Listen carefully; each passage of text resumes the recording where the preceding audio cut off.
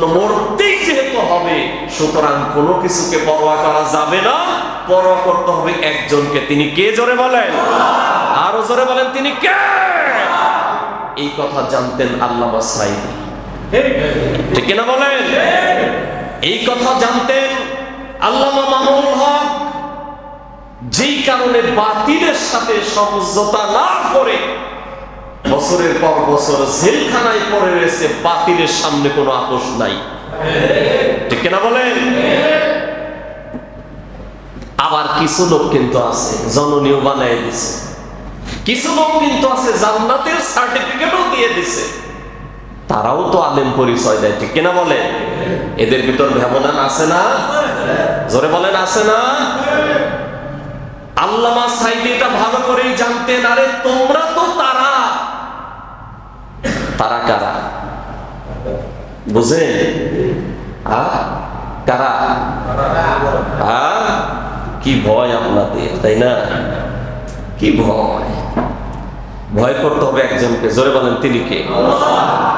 আল্লাহ রাব্বুল আলামিন কুরআনুল কারীমের মধ্যে স্পষ্ট ভাষায় জানিয়ে দিয়েছেন, ইয়া আইয়ুহাল্লাযীনা আমানুত্তাকুল্লাহা হাক্কা তুকাতিহি ওয়া লা তামুতুন্না ইল্লা ওয়া আনতুম মুসলিমুন।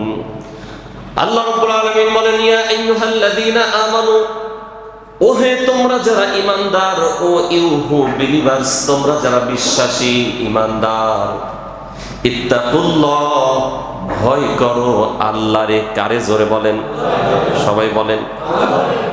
হাক্কা তুকাতিহি, যেইরূপ ভয় করা দরকার। কেমন ভয়? কেমন ভয় করবো আল্লাহকে?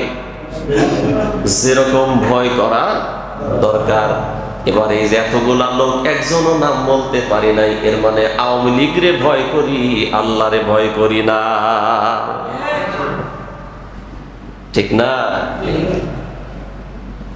অথচ যারা হাজারো নির্যাতন নিপীড়ন সহ্য করে তারা জানে এরাই তো হলো তারা যারা শাইখুল হাদিস আজিজুল হক রহমাতুল্লাহ আলাইহিকে জেলখানায় রেখেছিল। 1 মাস পর্যন্ত অজুর পানি পর্যন্ত তারা দেয় নাই। এরাই হলো তারা। এরাই কারা? জোরে বলেন। এরাই হলো তারা। শুধু তাই না, তারে মার্ডার কেসের আসামি বানানো হয়েছিল। সুবহানাল্লাহ, তাও কয় সুবহানাল্লাহ, নাউজুবিল্লাহ বলেন। কারা জেল খাটাইছিল জানে? আওয়ামী লীগ। আওয়ামী লীগ। ও বন্ধু, ব্যক্তিগত ভাবে কারোর সাথে আমার আক্রোশ নাই, ব্যক্তিগত ভাবে কারোর সাথে কোনো দ্বিমত নাই, কিন্তু আল্লাহর কসম করে বলছি, যদি আমার নামে মামলাও হয়, হামলাও হয়, চাকরিও যায়, জালেম যারা, তাদের বিরুদ্ধে আমি শেষ দিন পর্যন্ত কথা বলবোই ইনশাআল্লাহ। শেষ দিন পর্যন্ত বলবো। যদি আমি নিজেকে ইমানদার দাবি করি, নিজেকে আলেম মনে মানি, তাহলে আমাকে বলতেই হবে।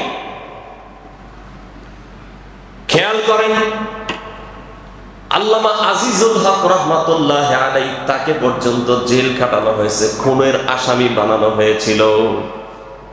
শুধু তাই না, জগৎ বিখ্যাত আলেম আল্লামা শফি রহমাতুল্লাহ আলাইহিকে তারা তেতুল হুজুর বানিয়েছে। আরে ঠিকঠাক বলা দরকার নাই, বিপদ যা হয় আমার হোক, আপনাদের দরকার নাই। অবন্ধ খেয়াল করেন, শুধু তাই না, আল্লামা জুনায়েদ বাবুনগরীকে রিমান্ডে নিয়ে অকথ্য নির্যাতন করা হয়েছিল।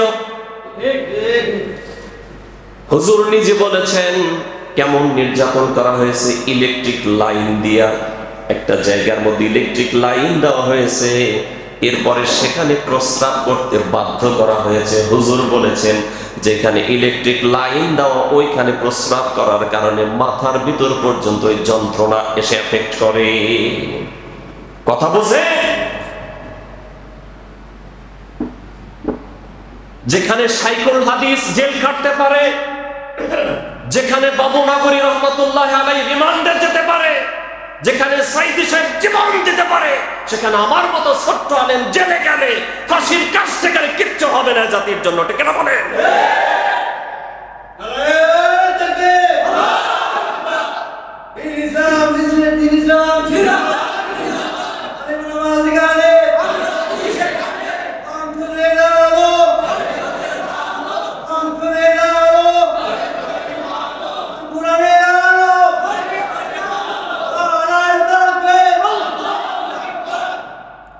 আলহামদুলিল্লাহ বলেন আলহামদুলিল্লাহ।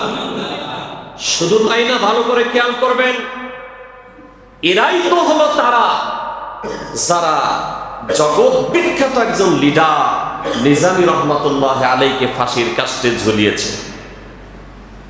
এরাই তো তারা, শুধু তিনি না, অসংখ্য ইসলামী আন্দোলনের রাহবারদেরকে ফাঁসির কাস্টে ঝুলিয়েছে। এরাই তো তারা, ভালো করে খেয়াল করবেন, এরাই হচ্ছে তারা যারা এই দেশের বিশ্ববিদ্যালয়গুলোকে সন্ত্রাসের আস্তানা বানিয়েছে। এরাই হলো তারা মহিলা কলেজগুলোকে অঘোষিত বেশ্যালয় বানিয়েছে।